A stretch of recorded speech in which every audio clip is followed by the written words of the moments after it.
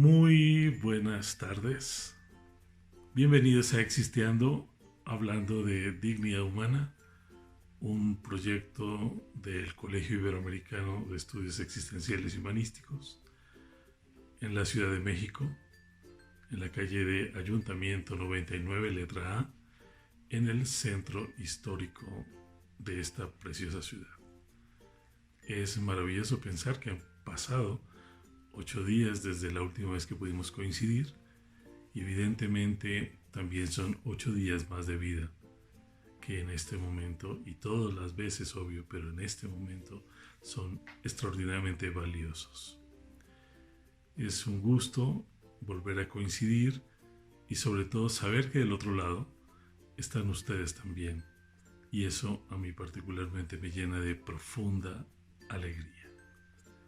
Este día, pues como les he compartido en la sesión anterior, voy a recomendarles un texto maravilloso, El hombre en búsqueda de sentido, del maravilloso, extraordinario y nunca olvidado Viktor Frankl, el creador, el motivador principal de una de las grandes corrientes del pensamiento psicoterapéutico, la logoterapia. ¿Esto qué es? La búsqueda del sentido, del para qué, del cómo. Y el Dr. Frank fue un reconocido catedrático, neurólogo, psiquiatra en la Universidad de Viena, y así como profesor de logoterapia de esta universidad, pudo compartir sus maravillosos conocimientos a lo largo del mundo. Trabajó en la Universidad Internacional de San Diego, en California, y a través de su trabajo como logoterapeuta logró que esta corriente ocupara el tercer lugar de las escuelas psicoterapéuticas en Austria. Allí estaba nada más y nada menos que el Dr. Sigmund Freud, y estaban otros de sus colegas que eran personas altamente reconocidas en la formación de psicoterapeutas y de analistas, porque ellos básicamente eran psicoanalistas. Lo más hermoso de el trabajo que presento del doctor Viktor Frankl, el cual está editado por Herder, y como les digo lo pueden conseguir por Amazon, es que muestra cómo a través de la voluntad y a través del dolor y a través de momentos muy pero muy violentos, cuando la persona tiene esa convicción y esa credibilidad en sí misma, pues puede salir de los momentos más difíciles y más complejos en la vida de un ser humano. El doctor Viktor Frankl es llevado a los campos de concentración. Allí es tomado por los nazis, por el Tercer Reich, y es sometido como cientos de personas en estos campos de concentración. Es rapado, es rasurado, y le ponen un uniforme y le marcan en el brazo un código. En ese momento deja de ser el individuo, deja de ser la persona para convertirse en un algo, no en un alguien. Y él va narrando cómo su estancia en los campos de concentración necesariamente se convierte en el punto de referencia para el resto de su vida.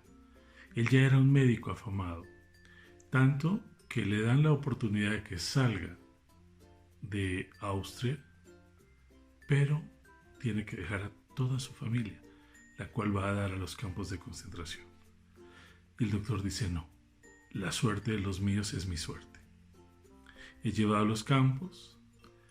Estando en el campo, pues obviamente pierde a sus padres, pierde a sus hermanos, a los seres que le significaban mucho, que le daban un sentido de pertenencia, que le daban un sentido de verdad a su realidad, y también a su esposa, que es llevada a otro campo.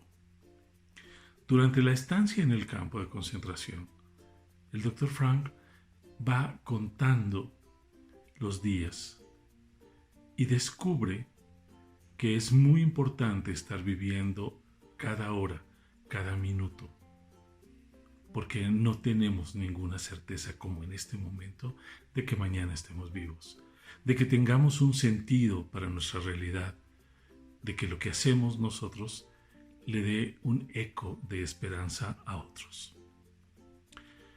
En una mañana que estaban ellos fuera de las barracas, uno de sus compañeros de campo, uno de los prisioneros, se desespera y sale corriendo y se arroja contra las alambradas electrificadas y evidentemente muere. Se suicida, se electrocuta por la desesperanza. Y paradójicamente, en ese momento, cuando el sinsentido, cuando la pérdida de la vida se hace evidente, el doctor toma la gran decisión de su vida. Yo voy a salir de este campo. Yo voy a buscar allá afuera continuar con mi proyecto, pero tengo que estar aquí y ahora para poder continuar con mi proyecto. Esto le permite sobrevivir. Y a lo largo de este maravilloso libro, él va narrando cómo va pasando el tiempo, cómo empieza a fantasear que va a haber una de las fiestas familiares, una de las fiestas religiosas, cómo se prepara para el cumpleaños de su esposa y empieza a escribir dentro de la piel que está al interior de sus botas, las cuales ya están raídas. Él narra de una manera maravillosa cómo encuentra herramientas porque tenían que ir a trabajar y descubre si la herramienta era muy filosa, iba a desgastarse mucho en el trabajo. Y si era demasiado roma, iban a pensar que estaba enfermo y lo llevarían a los hornos crematorios o a las cámaras de gas. Y entonces él descubre que nosotros somos los únicos que podemos decidir cuál es la herramienta, cuál es el tipo de fuerza, cuál es la negociación que tengo que hacer con mi entorno. Él empieza a ver cómo durante las noches las personas lloraban y se angustiaban, dejaban de comer y entonces empezaron a enfermar. Y los nazis no tenían compasión alguna. Y los sacaban y los llevaban y los mataban. Entonces él descubre que si él quiere estar afuera, tiene que hacerse cargo de él. Y tiene que desarrollar una profunda visión de sí mismo. Y saberse útil y saberse importante. Y saber que lo que él es muy valioso para poder enfrentar un mundo de injusticia y un mundo de profunda inequidad. Dentro de los campos habían prisioneros, había gente que estaba ahí porque había matado, porque había violado, porque había robado, porque era un sujeto con una conducta antisocial o disocial, como se dice ahora. Con ellos tenían que convivir, con personas que estaban ahí pagando un castigo. Y ellos, el único error, el único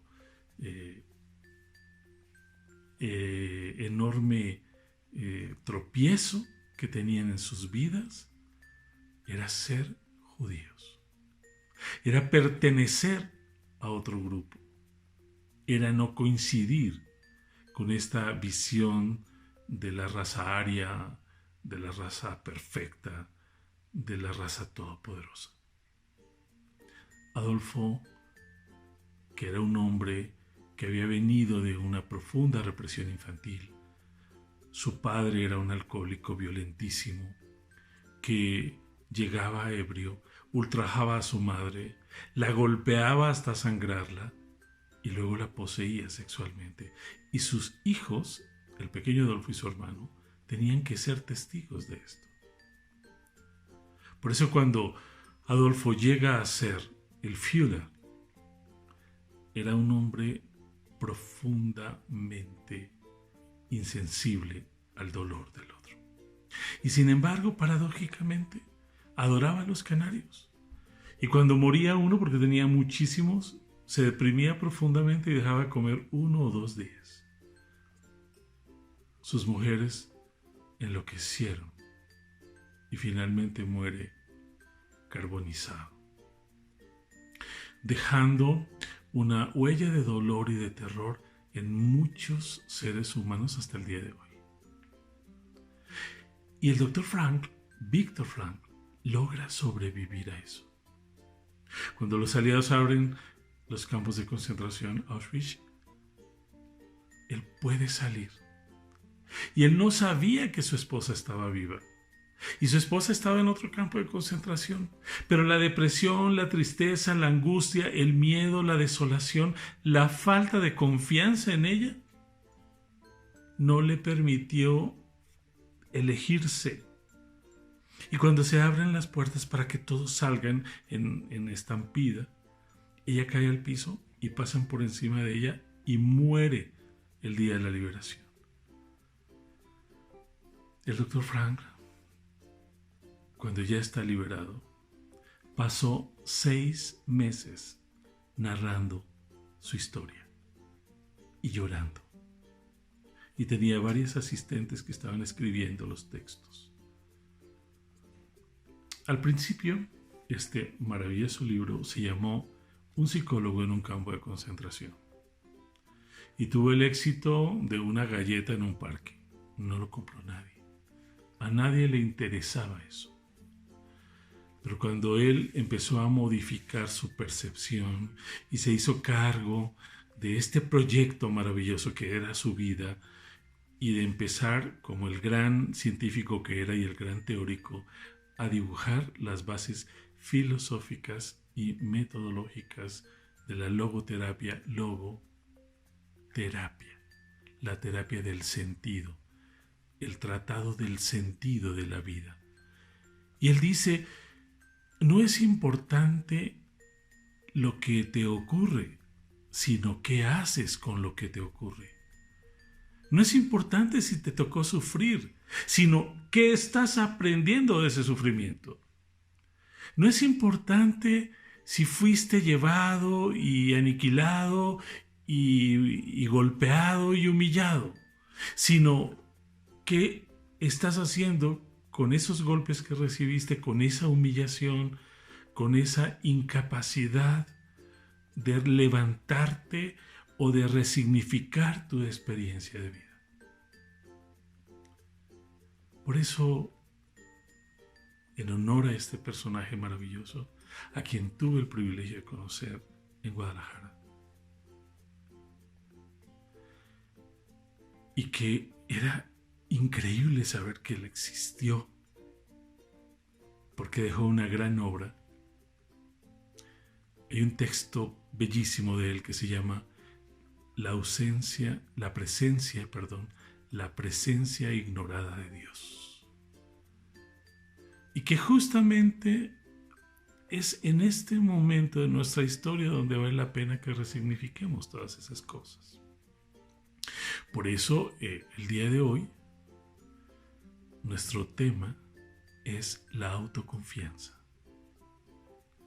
La esposa del Dr. Frank no logró desarrollar esa autoconfianza, saber que ella podía hacerse cargo de ella, que ella tenía los elementos para salir, para enfrentar, para asumir su condición humana. ¿Y qué ocurre? Se quedó en el campo. No logró tener esa fuerza interna que necesitamos tener para dar lo mejor de nosotros ante nosotros mismos. El Dr. Frank hizo una gran escuela, muere adulto, muere bastante mayor, muy admirado, muy reconocido en el mundo.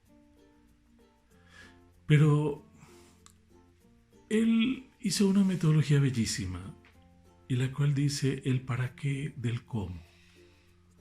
Y es en lo que también deseo que ustedes y yo reflexionemos unos segundos. ¿Para qué vivo como vivo? ¿Para qué hago lo que hago? ¿Para qué me relaciono como me relaciono? En otras emisiones ya hemos dicho, si no me gusta la gente con la que vivo, ¿para qué me quedo ahí? Si no me siento respetado, incluido, dignificado, ¿para qué me quedo ahí? Cuando vemos los testimoniales, cuando vemos las películas, cuando leemos los textos sobre los campos de concentración durante la Segunda Guerra, nos aterra. Pero también hubo muchos en Francia cuando muchos tuvieron que huir hacia Chile. Y hoy en día, hoy, 21 de julio, hoy,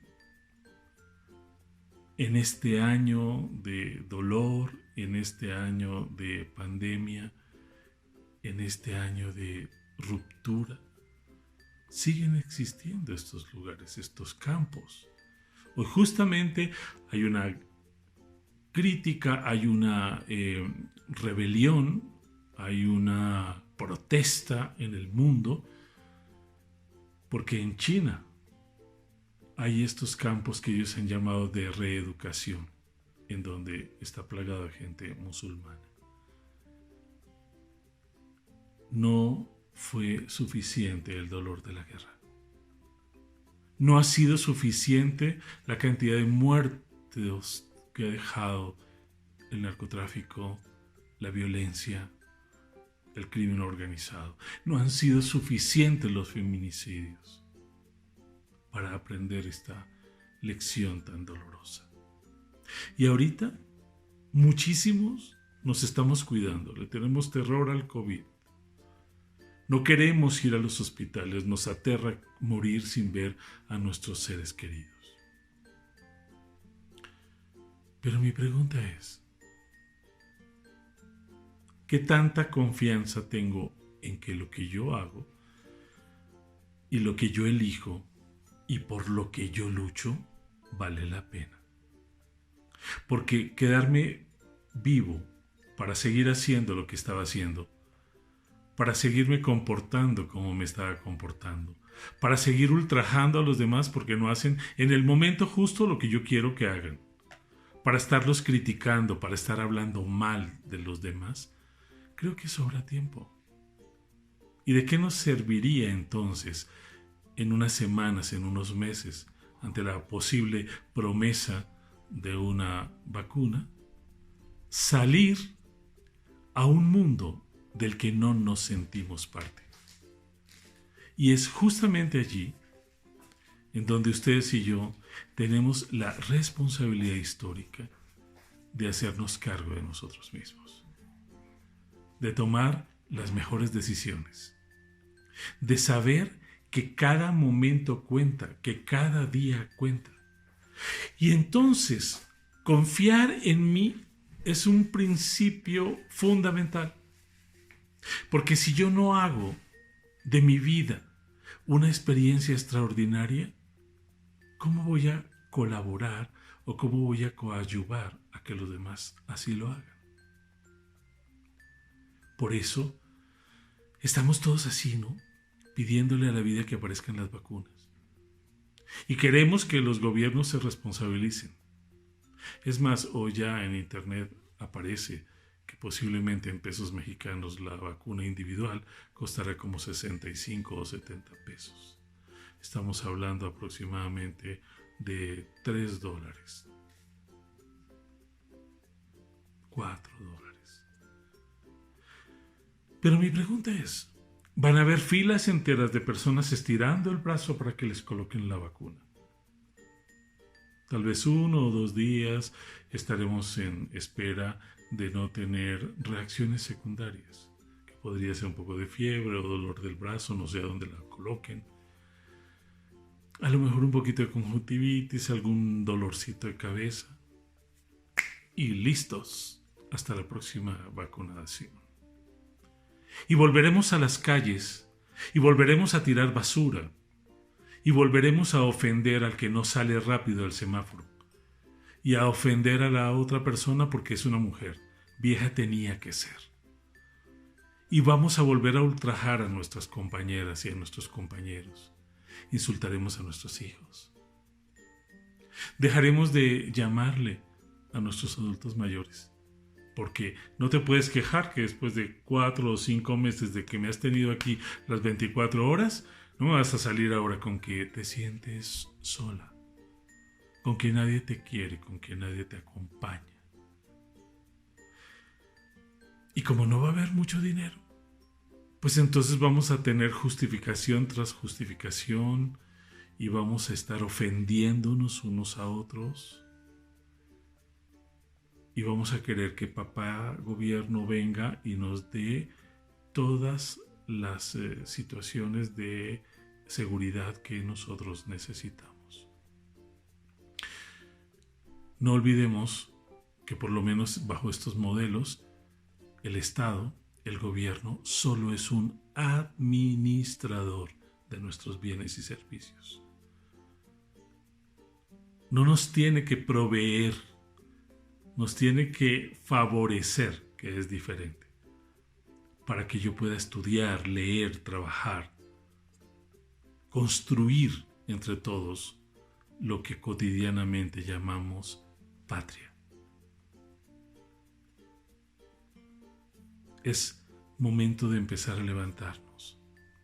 De saber que posiblemente en 4, 5 semanas, 6, posiblemente, tenga que levantar el rostro, habituarme al cubrebocas en espacios donde tengo que concurrir con muchas otras personas, mientras termina de mitigarse esta ola de la epidemia en cada país. Porque cada país es diferente. Pero no sabemos cuánto tiempo dure la inmunidad de la vacuna. No sabemos nada. Y entonces tendremos que estar al pendiente porque son cíclicas. Y mi gran pregunta es, ¿valió la pena tanto encierro? ¿Valió la pena verse desmoronar la economía del mundo? ¿Valió la pena ver cerrar muchos negocios, muchos restaurantes, muchos negocios familiares que tenían 20, 30, 40 años de estar funcionando? Lo más triste, valió la pena ver tantos fallecimientos, tantos seres maravillosos que se fueron, abogados, campesinos, médicos, enfermeras, ingenieros, abuelos, abuelas, jóvenes, camilleros.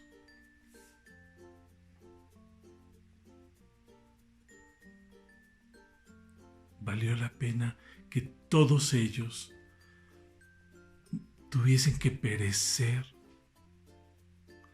bajo las condiciones dolorosas de la epidemia para que el gran grueso, porque en realidad el volumen de muerte, el volumen de afectados por la enfermedad será solamente un porcentaje muy pequeño del mundo en su totalidad, ¿no? En un escenario horrible, así espantoso, ¿cuántas personas pueden al término de esto haber dado su vida? No sé, 300,000, 500,000, 1,000,000. Para 1,000,000, para 125, 130 millones de personas que somos, por ejemplo, en México. Todos esos que vamos a poder salir, que vamos a poder continuar nuestra existencia, tenemos más responsabilidad ahora que antes. Tenemos que dignificar la especie humana, dignificar nuestras relaciones comunes, abrazarnos de las cosas buenas que aprendimos en este doloroso aislamiento y para otros en este doloroso encierro. Ya no sabemos qué modificar de la casa. Ya no sabemos qué más acomodar, reacomodar, porque pensábamos que iban a ser tal vez 8 semanas, ¿no? Llevamos 4 meses y contando. Entonces me pregunto, ¿tendríamos que haber estado como el Dr. Frank en un campo de concentración con un uniforme de rayas, con un número, con un código de barras, para sentir que perdimos la libertad? ¿Que añorábamos salir para qué? Siguiendo a Víctor Frank, ¿para qué quieres retornar a un mundo que no cuidas, a un mundo que no amas, con personas que no te gustan, a las que humillas, a las que insultas, a las que no promueves en su crecimiento maravilloso? Por eso, la autorresponsabilidad es fundamental, pero no puedo responsabilizarme de mí, no puedo cuidarme lo suficiente si no confío en que yo tengo las herramientas, tengo las destrezas, tengo las capacidades para continuar y aportar. Yo particularmente no quiero ser un número más, alguien de todos los que van a salir a mendigar una posibilidad. Desde ahorita, estando con ustedes, que son una gran motivación, ya necesito continuar en mi aquí, en mi ahora y en mi presente dinámico, preparando mi proceso de todos los días. Ya si es afuera o es adentro, es otra cosa. Pero somos realmente extraordinarios seres. Aún estamos a tiempo. Aún podemos recuperar el alma de nuestro maravilloso planeta.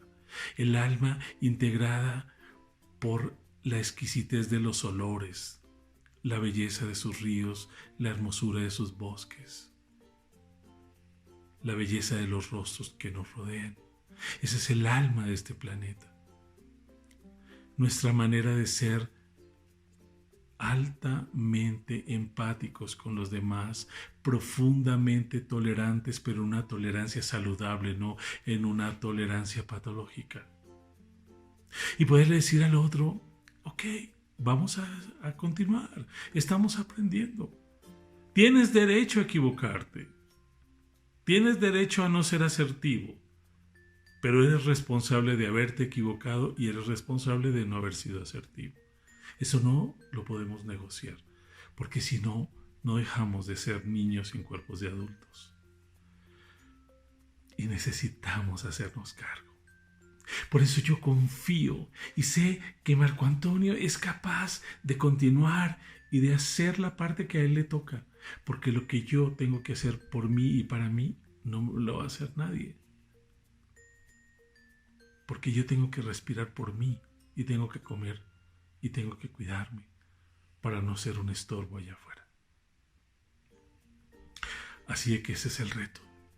Tengamos autoconfianza. No solo es confiar, es saber que yo estoy conmigo, es saber que yo tomo decisiones, es saber que yo puedo hacerlo, es saber que a mí me gustan las cosas que me ocurren y las que no me gusten las aprendo a revisar, porque no es desecharlas, porque si no entonces no aprendí de ellas y no tendré la oportunidad de que sean un autorreferente para no volverme a equivocar.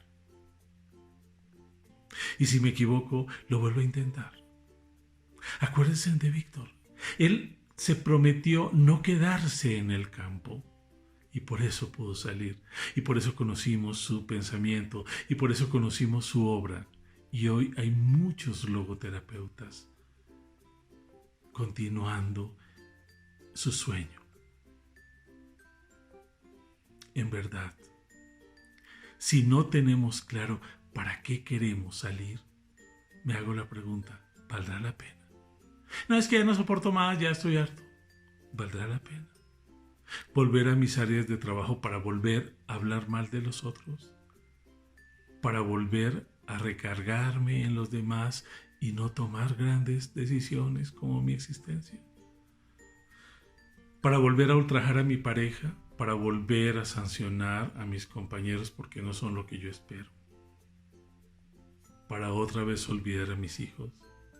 ¿Para no volver a cooperar en mi grupo familiar? Porque nadie está obligado a atenderme, es una generosidad del otro. Recuérdenlo muy bien, nadie está obligado a amarnos, pero sí a tratarnos amorosamente. No te permito eso, no te permito que me ofendas, no te permito que me faltes al respeto. Si no me quieres querer está bien, es tu derecho, pero el mío es exigir que me des un trato respetuoso. Si no es así, no vale la pena.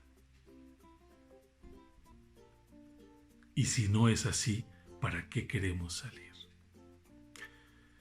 Los abrazo con mi corazón, como siempre muy agradecido porque estén del otro lado. Gracias a mi familia en Colombia, a mis amigos, a Nancy, a Dora, a John y su familia, a Gus que ya está de regreso a la ciudad, Arturo en París, a tanta gente maravillosa, a Samo, a Harold, a tantas personas maravillosas. Como siempre, agradecido con mi equipo de trabajo del colegio, a los Guillermos, al cuerpo de docentes, a Ale, a Patricia, a tantas gentes maravillosas que están constantemente en una búsqueda, en un compromiso, a mis estudiantes, a los que amo y a los que reconozco, a las amigas, a las que tocan las puertas de la esperanza, a las que siempre mandan un saludo. Muchas gracias, porque es una manera maravillosa. A Magda y toda su gente allá en el norte, tan caluroso en este momento. A mi familia de Oaxaca. A tantos seres humanos por los que yo elijo cuidarme para ir. Necesito ir a Sudamérica a fin de año. Quiero tocar a mis hermanos, porque los amo muchísimo y de ellos lo único que espero es su existencia. Porque no me tienen que dar nada. En el Colegio Iberoamericano formamos profesionales en el campo de la salud mental, porque la epidemia de depresión, de ansiedad, de trastornos por estrés que ya llegó, va a ser la siguiente pandemia.